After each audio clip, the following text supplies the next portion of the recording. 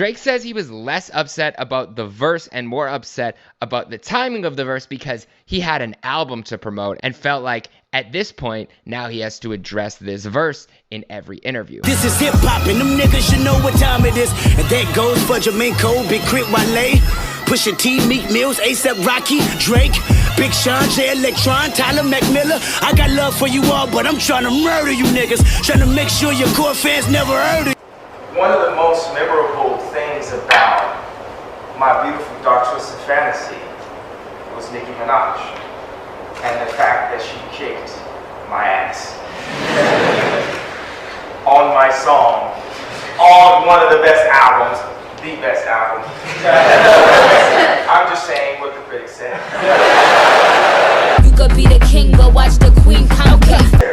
I think it was one of the most important points of working on that album was to not stop her from her moment because of how good she did.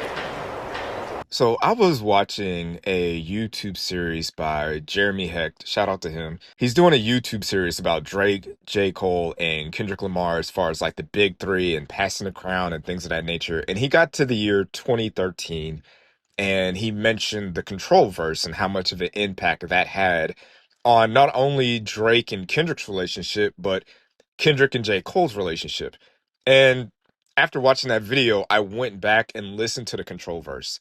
And I originally was going to do this video about how Big Sean was going on this press tour and doing all these interviews about his upcoming album, Hall of Fame. And this was one of the previews, not a preview song, but it was like a single, but it didn't get cleared, but he released it anyway. And obviously the conversation surrounding Control was Kendrick's verse. And a lot of people asked him like, hey, after you heard Kendrick's verse, did you go back and rewrite your verse? And he kept saying no. He was like, no, I've never rewritten a verse. I've never heard a verse and had to rewrite mine. I've never thought that anybody's verse was better than mine. And I stand on my verses. I feel like my verse is just as good as his. I think it's better. All this kinds of stuff. And this video was going to be about him lying. Because I think he was lying about not rewriting that verse. I'm over niggas saying they the hottest niggas, then run to the hottest niggas just to stay hot. I'm one of the hottest because I flame drop fire, and not because I'm name dropping, Hall of Fame dropping, and I ain't not because I'm name dropping, Hall of Fame dropping. That was the line that made me realize, like, yeah, you went back and rewrote that verse after you heard Kendrick Lamar name all those names in that verse, and you knew that him name dropping like that was going to cause a conversation, if not controversy. But then I got to thinking a little bit more. And I remember that time when that verse came out, and there was rappers that weren't listed on that song that were offended that they weren't listed because they feel like they're good enough to be named on that song. And there were some rappers that were named that were offended because it's like, oh, I thought we were friends. I thought this was all, we're all kumbaya. So, well, there was only one rapper like that. But most of the rappers that were named took it as a compliment. Like, Kendrick's naming me because he views me as a peer. Drake, J. Cole, Big Crit, Wale, Big Sean, Mac Miller, J Electronica, A$AP Rocky, Pusha T, Tyler the Creator, Meek Mill. Those were Kendrick's peers. And when it comes to naming peers of rappers, what I normally like to do is I like to look at the XXL freshman cover. I look at the year the rapper in question was on the XXL freshman cover, and I look at the years previously and after. That is how I determine who said rappers' peers are. Kendrick Lamar was on the 2011 XXL freshman cover. On the 2011 XXL freshman cover, Meek Mill, Big Crit, Mac Miller.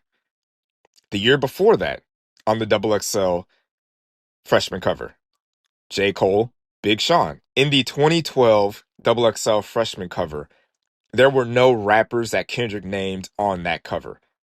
Now, A$AP Rocky was supposed to be on that cover, but he declined to be on it. And speaking of rappers that declined to be on the cover, in 2011, Tyler the Creator declined to be on the cover. In 2010, Drake declined to be on the cover. So every rapper that Kendrick listed in the Control verse were his peers.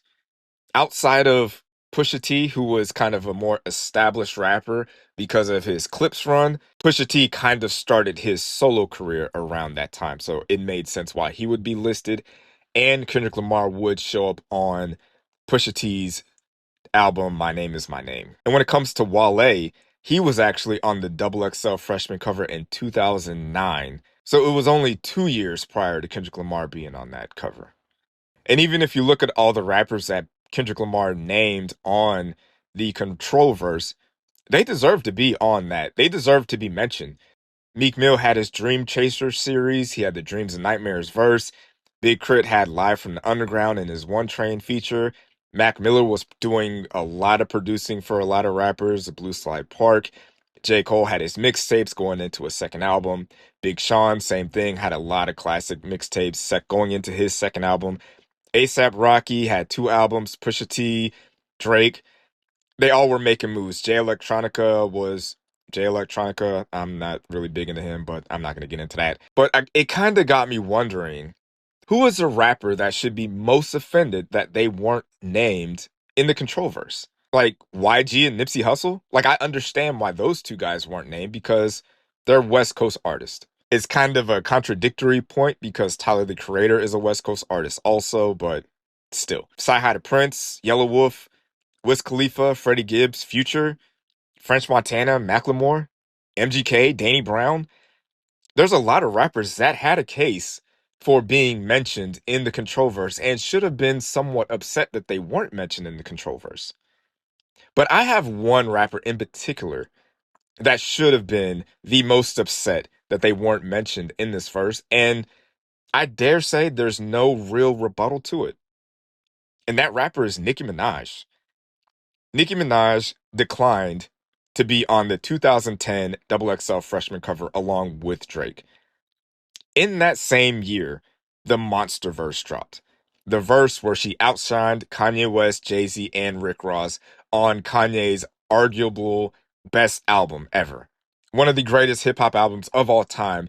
She had one of these standout verses. Nicki Minaj also had the Beam Me Up Scotty and the Playtime Is Over mixtapes. She had her Pink Friday and Roman Reloaded albums that were massive. She's rapped with every rapper that was relevant at that time and was never out-rapped. She rapped with Gucci, she rapped with Wayne, Rick Ross, Kanye, Trina, Ludacris, Eminem, Big Sean, Drake, Jadakiss, Nas, Jeezy, Tyga, Cameron, 2 Chainz, Wale, Nelly, Jay-Z. Again, the list goes on and on. The amount of rappers that she rapped with. She never ran away from anybody. She never ran away from a feature. And her pen game was always on point. The fact that her name was omitted speaks loudly to me. I don't think that something like this could happen in 2025, 2026. It's impossible to leave a female rapper that had that big of an impact off of a list like this, off of a verse like this. Like, obviously, you can't do that now. Like with Cardi, Lotto, Meg, Rhapsody, Lakia, Little Sims, Ken the Man, etc. There's so many more female rappers now than there were back then. But even doing it back then, with the Monster verse being what it was, the amount of impact that verse had. Nicki Minaj is Kendrick Lamar's peer. Kanye West was aware of Kendrick Lamar when the Monsterverse came out, when he was making My Beautiful Dark Twisted Fantasy. He could have got Kendrick to feature on that album. He could have got Drake to do a feature on that album. He could have got J. Cole. He could have got Big Sean. He could have got any of those other rappers. He could have got A$AP Rocky. But he picked Nicki Minaj. She was the newest, freshest face on that album, outside of Sci-Hi the Prince, who was signed to Good Music. But she had the standout verse. She was on the single. Go back and look at all the interviews about My Beautiful Dark Twisted Fantasy. Go back and listen to how rap media talked about her verse on that album. And the fact that Kendrick still wouldn't mention her.